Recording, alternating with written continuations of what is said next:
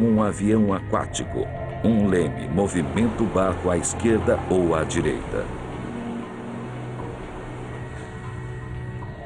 E também pode mergulhar ou emergir, movimentando pequenas asas chamadas hidroplanos que lançam o submarino para cima ou para baixo uma vez submerso.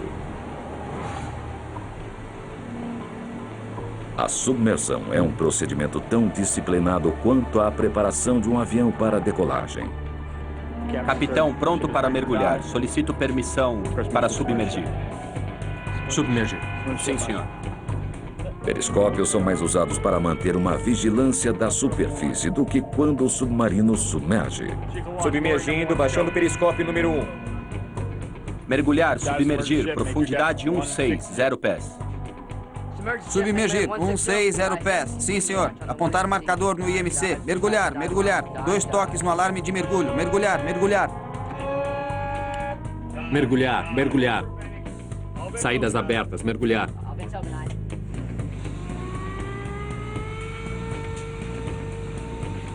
Tanques que estavam cheios de ar agora são inundados, deixando o barco pesado bastante para deslizar por baixo das ondas. O que parecem ser jatos de vapor é, na verdade, ar sendo expelido para fora dos tanques pela pressão da água que entra. São necessárias 2.000 toneladas de água para afundar este barco, que pesa mais de 18.000 toneladas. Quando o submarino quer emergir, ar comprimido expulsa a água para fora dos tanques e o barco pode subir. 5-4. 5-6. 6-2. O processo é controlado pelo oficial de mergulho que comunica a profundidade crescente do submarino. 7-0 pés. Verifique esse lado.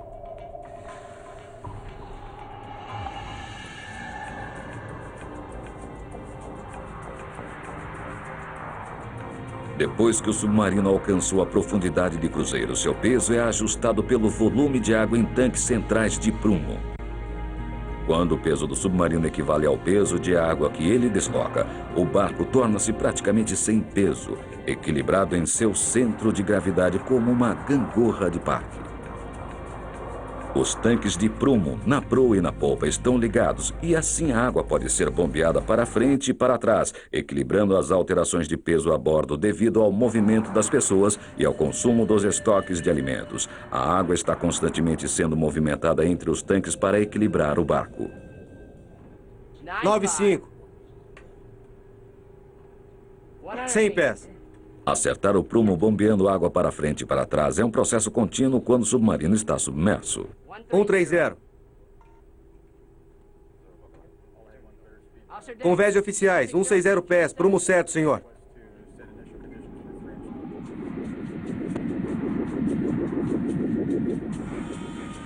Por baixo do casco externo do submarino fica o casco de pressão à prova d'água, uma câmara de 4 andares que abriga a tripulação. Os 24 tubos de mísseis, cada um deles com mais de 12 metros de altura, perfuram o submarino. Cada tubo aloja um enorme míssil intercontinental pesando 65 toneladas. O mundo do submarino se mantém, por enquanto, uma área exclusivamente masculina. Os membros da tripulação dormem em pequenos alojamentos entre os tubos de mísseis com sua carga mortal. Há muito pouco espaço que um homem possa chamar de seu. Eu fico aqui. Tá legal. A gente se fala. Até mais. O único espaço pessoal que se tem a bordo é o beliche, onde se dorme e dá para ler um livro ou um familigrama. E por baixo da cama tem uma espécie de baú. É onde podemos guardar roupa de baixo, meias, toalhas e roupas civis.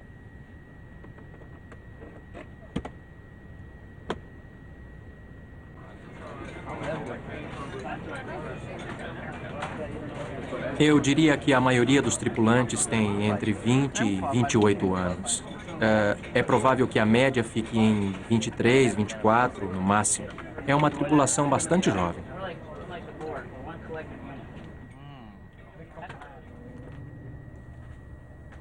Enquanto um turno come, o outro está ocupado com treinamentos ou exercícios e outro cuida dos deveres no seu plantão.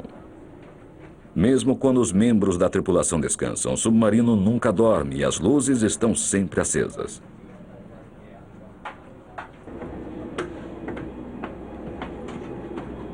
É um ritmo contínuo de atividade a bordo.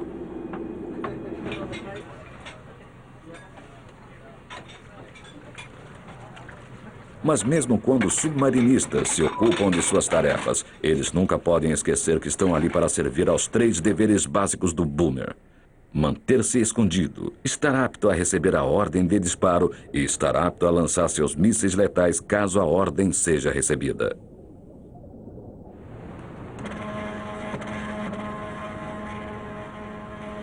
Passivo evitar realizar testes de OPC. Os gigantescos mísseis e sistemas de lançamento são continuamente verificados para que estejam prontos para partir. OMM no mar. Teste de mostrador remoto de luz, 1 a 24.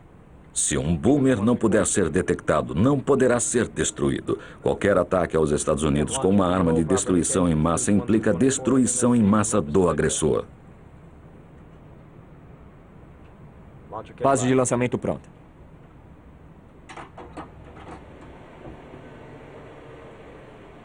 Os tubos que alojam os mísseis também são continuamente monitorados. Primeiro passo, inspecionar câmara de resfriamento para checar se o nível da água se mantém na marca ou acima dela. Entendido. Está acima da marca. Acima da marca. Segundo passo, Mas como se lança um míssil de um submarino? Se o motor do foguete simplesmente fosse aceso como se faz em terra, o barco explodiria. Em vez disso, um pequeno motor de foguete aquece um receptáculo na base do tubo do míssil. O vapor e os gases de exaustão se expandem rapidamente dentro do tubo, lançando o míssil para fora do barco em direção à superfície do mar. Quando os sensores do míssil detectam a perda de velocidade, o motor de seu foguete é acionado.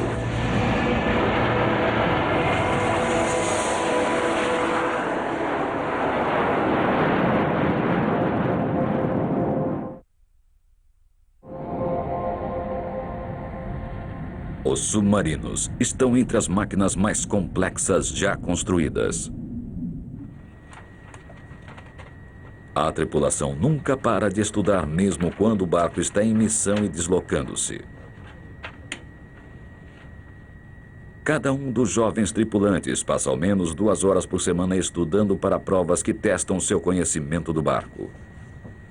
Milhares de desenhos de sistemas e milhões de peças são necessários para construir um boomer. O submarinista deve conhecer sua área de responsabilidade pessoal em minúcias. Os padrões de treinamento da tripulação são extremamente elevados. O setor de submarinos fica com os melhores 2% entre os admitidos na Marinha. Mas quando houve o primeiro ataque de submarino, as coisas eram bem menos complexas. E, admiravelmente, a ideia de atacar um navio de guerra com um submarino é tão antiga quanto os Estados Unidos. Este é o Turtle, construído em 1776. Um homem em seu interior pedalava as hélices que movimentavam o engenho para frente e para trás, para cima e para baixo. O plano era emergir sob um navio de guerra britânico levando uma bomba, perfurar seu casco e deixar a bomba pendurada por uma corda. Mas não deu certo. O casco era muito duro, a broca não entrava. E o homem do Turtle, a esta altura ficando sem ar, teve que ir embora.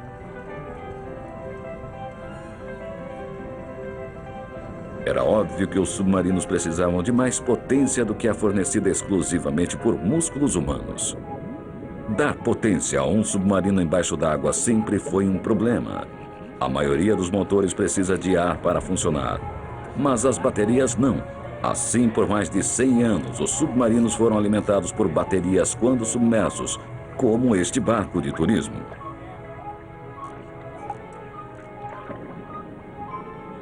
Turistas não precisam viajar depressa nem ir longe. Ainda bem, porque as baterias são pesadas, não têm força para movimentar um barco rapidamente e esgotam sua energia em pouco tempo. O grande progresso veio em 1900 com o Holland Boat. Um motor a gasolina o impulsionava na superfície. Ao submergir, mudava para a bateria. Mas ele não era muito grande. Com 15 metros de comprimento, não ia muito além de 23 metros de profundidade e a tripulação de 7 homens só podia usá-lo em águas protegidas. Apenas 40 anos mais tarde, submarinos militares tinham se transformado em barcos muito maiores, oceânicos. Torres de comando foram construídas mais altas, afastando as ondas das escotilhas e ajudando a tripulação a ver mais longe. Logo seriam cobertas com canhões e passadiços. Em 1945, os submarinos eram mais aerodinâmicos para deslizar facilmente pela água, mas submersos ainda dependiam de baterias. Na superfície com motores a diesel, este submarino norte-americano podia se deslocar a 40 km por hora, percorrendo 18 mil quilômetros. Submerso e com baterias, sua velocidade máxima era de 8 km por hora, com um alcance de apenas 150 km. Ele só mergulhava para se esconder ou atacar. Os submarinos ainda eram muito eficientes na Segunda Guerra Mundial. Correspondiam a menos de 2% da Marinha dos Estados Unidos, mas destruíram mais da metade da frota mercante japonesa.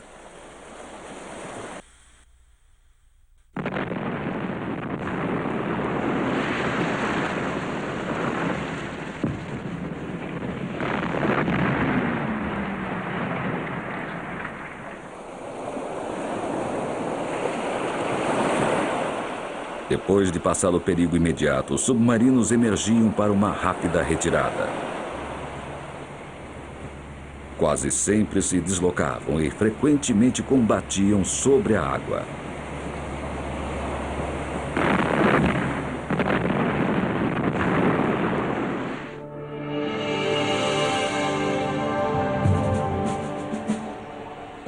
A Segunda Guerra Mundial terminou quando começou a era nuclear. Em pouco menos de 10 anos, foi construído um submarino que se deslocava exclusivamente com energia nuclear. Em 1954, foi lançado o USS Nautilus. Ele viajaria 100 mil quilômetros antes de precisar ser reabastecido. Seu reator nuclear não precisava de ar para funcionar como uma bateria, mas acabavam aí as semelhanças. Um reator nuclear gera enorme calor que é empregado para ferver a água. O vapor faz gerar turbinas, gerando um suprimento praticamente ilimitado de eletricidade, que é usada para extrair água pura e oxigênio da água do mar para a tripulação, enquanto turbinas a vapor impelem a hélice.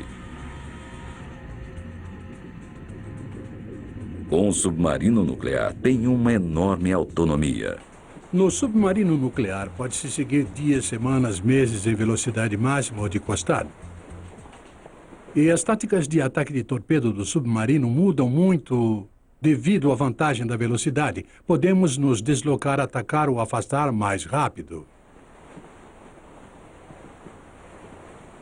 Enquanto submerso, não havia como um submarino convencional acompanhar um navio na superfície, mas submarinos nucleares poderiam superá-los e atacá-los. E se fôssemos bem-sucedidos, podíamos mergulhar e nos afastar em alta velocidade antes que a escolta do navio visado pudesse retalhar. Portanto, nós tínhamos vantagem total, e essa vantagem existe até hoje. O submarino finalmente chegará à idade adulta. Mas energia nuclear produz radioatividade. Ed Childs, um engenheiro do Nautilus, recorda que a radiação produzida pela energia nuclear preocupava a Marinha. Descobriram, depois de anos de observação, que quem fosse a uma das praias nos meses de verão talvez recebesse mais radiação do que em extensas temporadas a bordo dos submarinos nucleares. Submarinos nucleares construídos depois do Nautilus evoluíram de duas formas distintas. Aos boomers, que transportam mísseis balísticos, o meio de intimidação nuclear do país. São equipados com torpedos submarinos somente para se defender. Sua velocidade é de 8 a 10 km por hora e eles se escondem nas profundezas. E há os barcos bem menores de ataque rápido ou caçadores mortais. Seus torpedos estão ali para atacar, não para defender. E eles se deslocam com rapidez a cerca de 65 km por hora. Muitas vezes eles são impulsionados por jatos de água, como se fossem motores a jatos submarinos. Se a vida num boomer parece confinada, a vida num destes é como passar semanas num armário. Aqui também não se tem a rotina tranquila de um boomer. Estes homens não sabem por quanto tempo ficarão no mar, mas pode ser dias ou meses, depende da missão. Ainda que o submarino de ataque conte com tantos homens quanto um boomer, os homens têm que se arranjar num espaço bem menor. Este corredor, aliás, é a maior área de espaço livre a bordo. Nas trocas de turnos, toda a tripulação se movimenta. Há mais de 100 tripulantes e somente 8 privadas e 5 chuveiros, e não há muita água quente.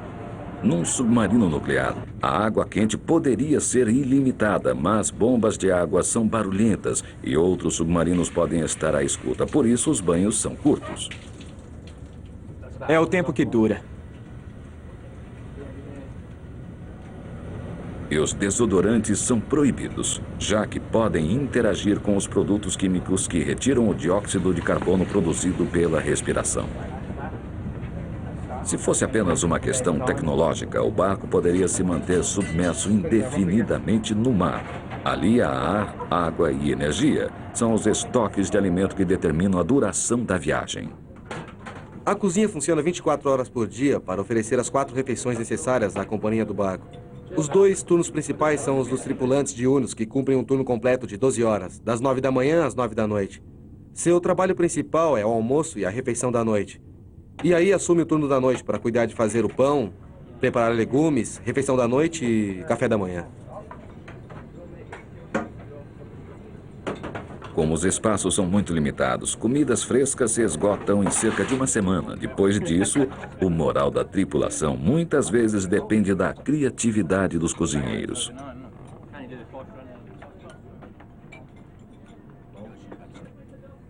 Ruby, Oi, dá pra sair um filé de frango? tudo bem.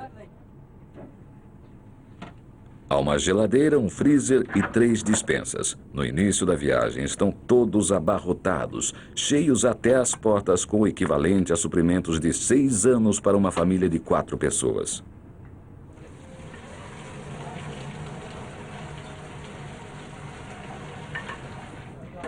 Todo submarino deixa o porto com alimento bastante para 90 dias no mar. Embora, se necessário, é possível estocar o bastante para 120 dias. No momento, estamos levando 116 pessoas a bordo. Podemos aguentar até 130, oferecendo 4 refeições por dia, todos os dias. Obrigado. A cada 6 horas muda o turno e um novo grupo de pessoas se torna responsável pela direção do barco. Ei, Smudge. Oi, John. Estes homens estão encarregados de traçar os gráficos, garantindo que a posição exata do submarino seja registrada e conhecida a cada segundo. A maré é .4063. Não há losango de maré. Estamos com ponto 2 nós em 137. Não pode haver confusão quanto a quem é responsável pelo quê. Toda atividade e toda a responsabilidade estão marcadas com clareza e são repetidas.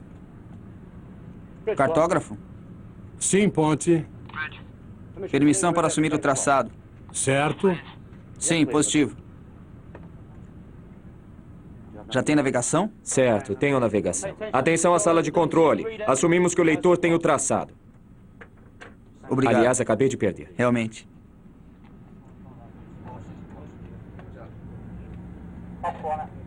A navegação no mundo sem janelas deve ser clara e precisa. Os submarinistas dizem que encontram espaço para qualquer coisa, exceto para o erro.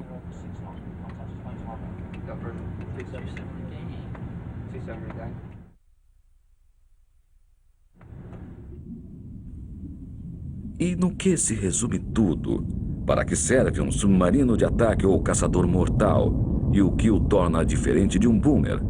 Um submarino boomer é, por natureza, muito silencioso e discreto, escondido nas profundezas do mar, desempenhando o papel vital de repressão.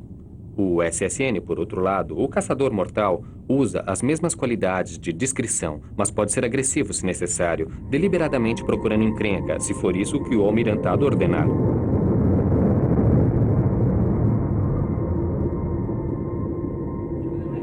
Parar motores. Clear by log. Positivo 5 nós. Velocidade 9,6. Está em curso de sudeste. Estações de ação, estações de ação, estações de ação para iniciação de grupos-tarefa. Todos se apresentando ao DCHQ. Submergindo, submergindo. Estamos prestes a passar embaixo deles. Estão aos 900 metros à frente. Mastro a 01, HMS Richmond. Conduz ataque padrão ASUW, aproximando-se. Devagar, à esquerda no 1. Quando um alvo é detectado, o submarino mergulha bem abaixo da profundidade de periscópio. Mais profundo é mais seguro e acompanha o alvo com o sonar. Acertar as válvulas de flap. Os modernos torpedos são inicialmente controlados do submarino e, uma vez lançados, se errarem o alvo, voltam atrás e saem à sua procura. Podem atingir o navio a mais de 30 quilômetros. Positivo. 1 e 2. 2 pronto padrão. ACUX na trilha mestre 01. Aguardar ordem de disparo APD.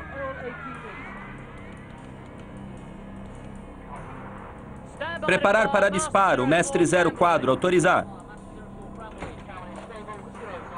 550 metros.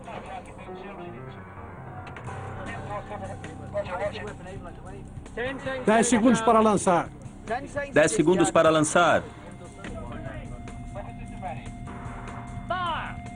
Tubo 1. Fogo. Tubo 2, Tubo fogo. 2, fogo. Alcance 900 metros. Permissão para prosseguir ataque. Prosseguir ataque. Prosseguir ataque. Armar. Armar e subir.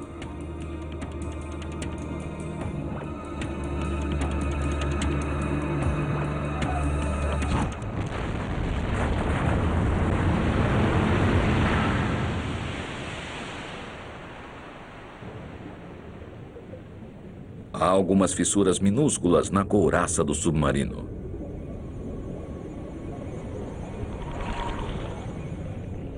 Pontos quentes são produzidos pelo reator, as turbinas a vapor e os condensadores de água que produzem água pura.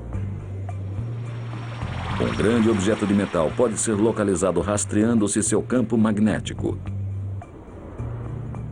A superfície do mar fica ligeiramente abaulada quando alguma coisa pesando milhares de toneladas passa sob as ondas. A esteira de um barco pode se manter no mar por várias horas. Criar oxigênio a partir de água do mar leva a um excesso de hidrogênio que é lançado fora. E graxa à prova d'água pode vazar do eixo da hélice.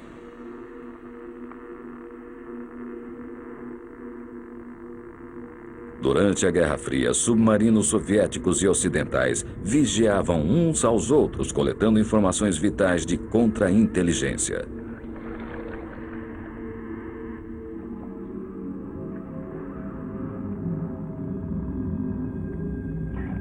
Os submarinos modernos podem se deslocar mais rapidamente submersos do que na superfície, porque a pressão da água no fundo dá às pás da hélice ou ao jato d'água alguma coisa densa contra a qual se chocar, tornando-os mais eficientes.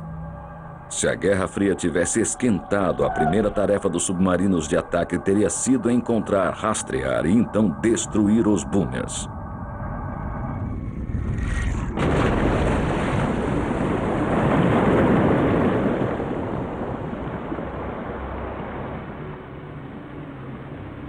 Um submarino sem energia despenca rapidamente para as profundezas, onde a pressão crescente o esmaga. Os oceanos costumam ter 5.000 metros de profundidade. Submarinos militares só têm resistência bastante para mergulhar com segurança algumas centenas de metros. Ainda que a Guerra Fria jamais tenha esquentado, submarinos nucleares chegaram a ir ao fundo. Desde 1960, os norte-americanos perderam 2 e os russos 7. Este é o russo Kansamalets. 42 homens de uma tripulação de 69 morreram quando o barco pegou fogo e afundou. Só é possível sobreviver num submarino afundado se ele pousar em águas relativamente rasas. Depois, retirar os homens será tarefa de um barco especial de submersão profunda. Este barco salva-vidas submarino está sempre de prontidão em San Diego. Ele pode resgatar 24 tripulantes em cada viagem. Um submarino encalhado pode alertar o resgate lançando uma boia de alerta. O minisub pode ser rapidamente embarcado num avião e depois é preso a um submarino para chegar ao naufrágio. Estes minisubs não são rápidos, mas podem ser facilmente manobrados. Sonar de busca e câmeras são empregados para definir a localização exata do submarino acidentado. O minisub pode operar em profundidades de até 1.500 metros.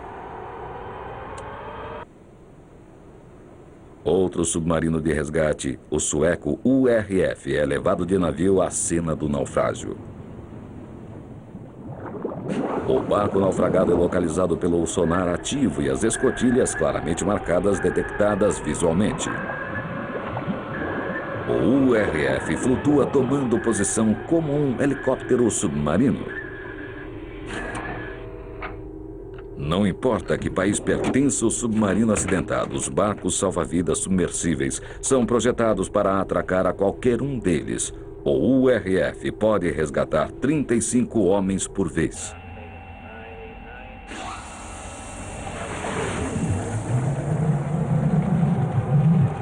O ar no interior é pressurizado, já que a atmosfera no submarino afundado deve ter sido comprimida pela força da água que entrou, e a tripulação estaria respirando esse ar comprimido.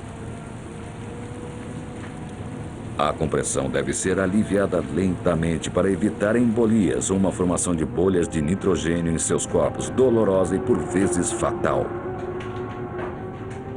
Assim, quando o submersível volta ao navio-mãe, é atracado a uma câmara especial. Aqui os homens resgatados serão gradualmente despressurizados.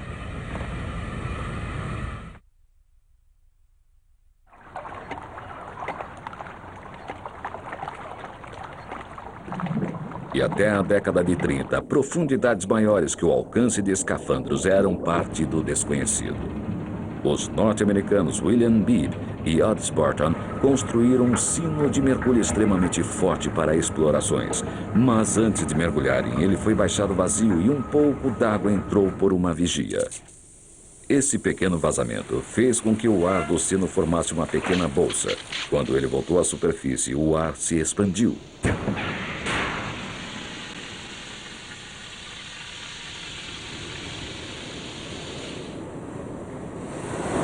Sem se intimidarem, Beebe e Barton prosseguiram. O sino não contava com suprimento de ar exterior. Eles dependiam de tanques de oxigênio e de produtos químicos para absorver o dióxido de carbono. O vidro das minúsculas janelas fora substituído por rolha fundida, esperando que isso resolvesse o problema de vazamento. O sino é vedado com eles dentro.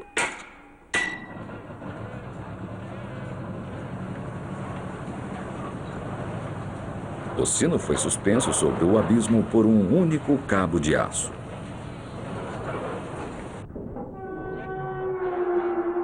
Quando estava tudo pronto, eles foram baixados. Suas vidas dependiam de um cabo e de um velho guindaste. E conseguiram, com um mergulho recorde de 670 metros.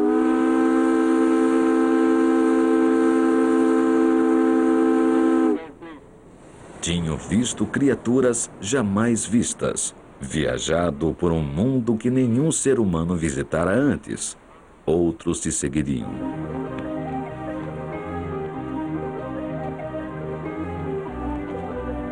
Auguste Piccard começou como balonista.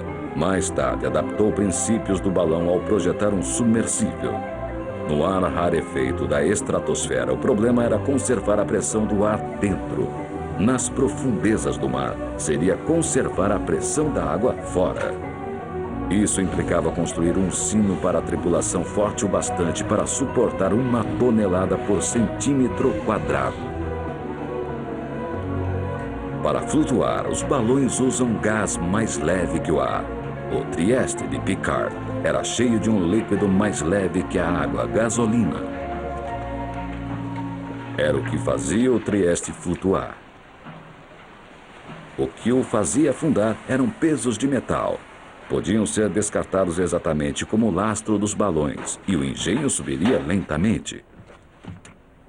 Os 2 tripulantes, o filho de Piccard, Jacques, e Don Walsh, da Marinha dos Estados Unidos, entraram no pequeno sino.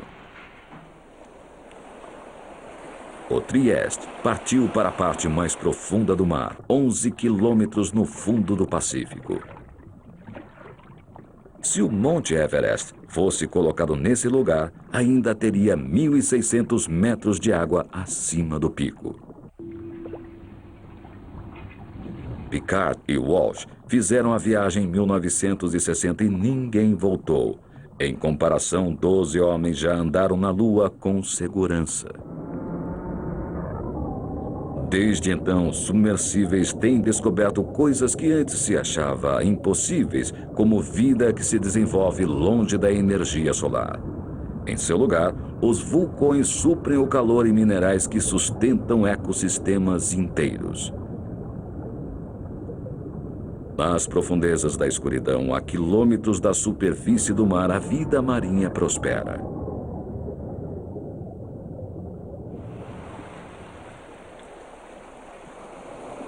Os projetistas de submarinos há muito têm copiado as formas aerodinâmicas das criaturas do oceano.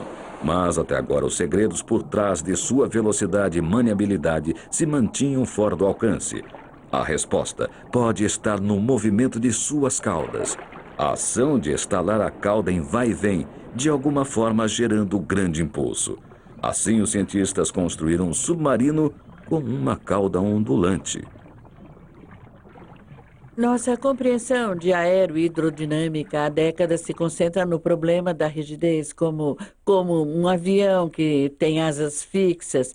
E agora estamos interessados no movimento não fixo, o movimento da cauda do peixe ou do bater das asas do pássaro no mundo não fixo.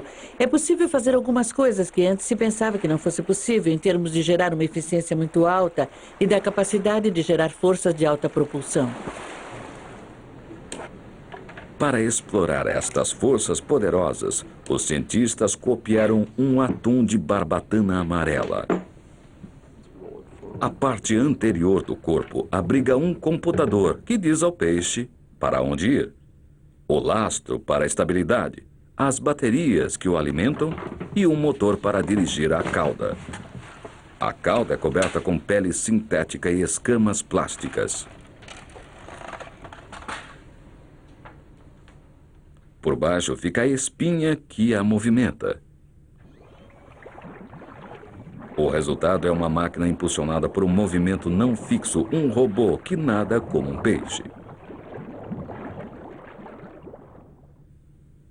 Ele combina a rápida velocidade de um submarino tradicional com extrema maniabilidade e pode ir a lugares que os submarinos tradicionais não podem, graças à cauda ondulante do atum.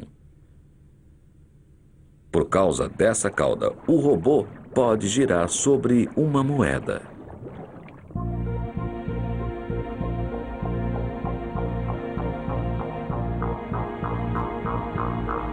Mas os submarinos tradicionais ainda estarão conosco por muito tempo. Eles representam um enorme investimento econômico, e não só nos submarinos, em sua tripulação bem treinada também. Na verdade, Para maximizar seu tempo de operação, cada submarino tem 2 tripulações completas. A cada cruzeiro de 3 meses de um boomer se segue um programa de 35 dias de manutenção. Vale a pena cuidar bem deles. Cada um custa $1,5 bilhão de dólares. $2 bilhões de dólares, incluindo seus mísseis, por isso são projetados para durar 40 anos. A infraestrutura de manutenção é tão grandiosa quanto a dos navios.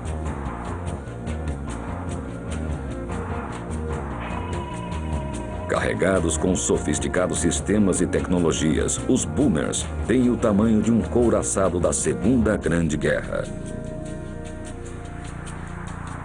Mas a maior parte do casco em geral repousa oculta dentro da água, como um iceberg. Se um deles fosse colocado sobre a terra, faria um jumbo parecer um anão.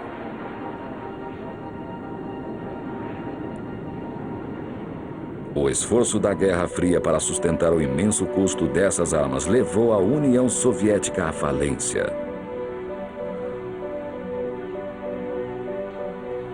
Em 1990, havia mais de 400 submarinos na Marinha Soviética. Hoje, há menos de 80.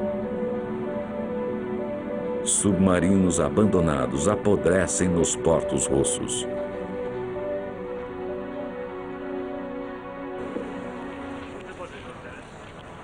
Mas a Rússia é exceção. Os construtores de submarinos têm um futuro brilhante. 45 países os empregam e há mais de 400 em operação. Mais da metade ainda é alimentada por motores convencionais. São muito mais baratos de construir e operar do que um barco nuclear e ainda estão evoluindo. Este submarino sueco mergulha levando o suprimento de ar de seus motores na forma de oxigênio líquido para funcionar com diesel enquanto submerso. Não tem a enorme autonomia dos barcos nucleares, mas é muito eficiente em regiões costeiras.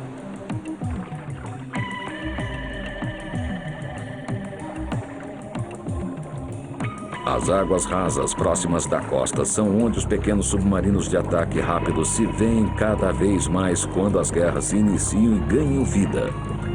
Os duelos em águas profundas da Guerra Fria terminaram e, em seu lugar, barcos de ataque rápido terão um impacto cada vez maior em batalhas na terra, permitindo que forças especiais emerjam de câmaras de compressão e ganhem as praias.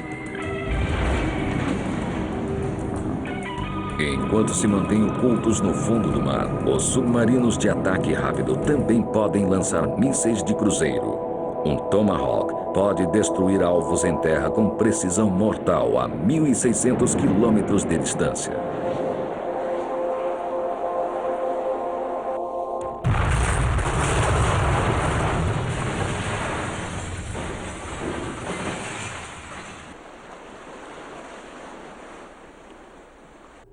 Direito 15, curso constante, 120.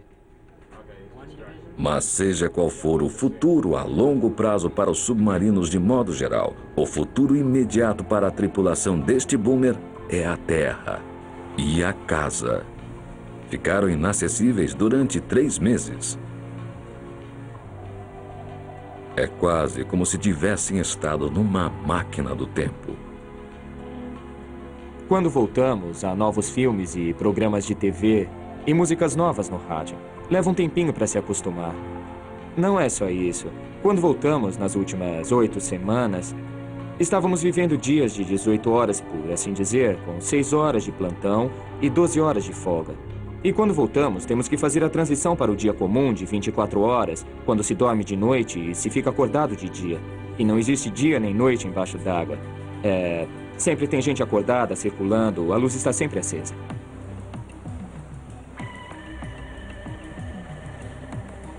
Em apenas 100 anos, os submarinos assumiram os papéis de navios de guerra, barcos de desembarque, silos de mísseis e até de bombardeiros estratégicos. Tornaram-se um elemento fundamental, tanto para evitar as guerras, quanto para ganhá-las. Versão brasileira, Clone.